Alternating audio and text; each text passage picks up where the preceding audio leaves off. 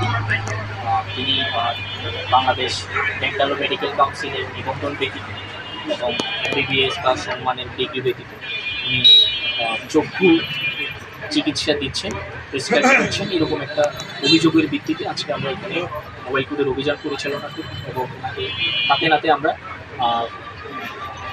অপরাধ কার্যক্রম করা অবস্থায় পেয়েছি এবং উনি নিজেকে মা ডাক্তার পরিচয় দিয়ে এবং ওনার নিবন্ধন ছাড়া উনি এখানে রুগীদেরকে প্রতারণামূলক চিকিৎসা দিয়ে যাচ্ছেন এবং সেই বিবেচনায় ওনাকে আমরা হাতে হাতে ধরি এবং ওনাকে বাংলাদেশ মেডিকেল ও ডেন্টাল কাউন্সিল আইনে 22 ধারায় 40,000 টাকা অর্থদণ্ড প্রদান উপজেলা প্রশাসনের অভিযান। পুরো নাম?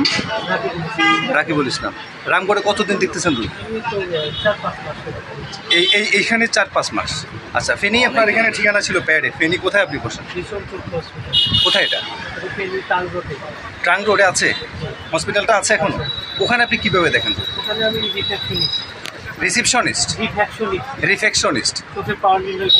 আচ্ছা, হ্যাঁ, আচ্ছা। তো এছাড়া এখানে ছাড়া আর কোথাও রুগী দেখেন?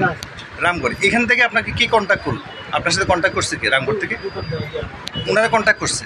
আচ্ছা, কন্ট্যাক্ট করার পর আপনি নিজেকে ডাক্তার বলছেন? আপনি ডাক্তার লেখেন নাই? আপনার প্যাডে কি লেখা আছে? তো ডাক্তার লেখা ছাড়া আপনি রুগী দেখতেছেন কীভাবে? এই যে এতগুলো রুগী দেখলেন, ভিজিট কত করে নিয়েছিলেন? হ্যাঁ,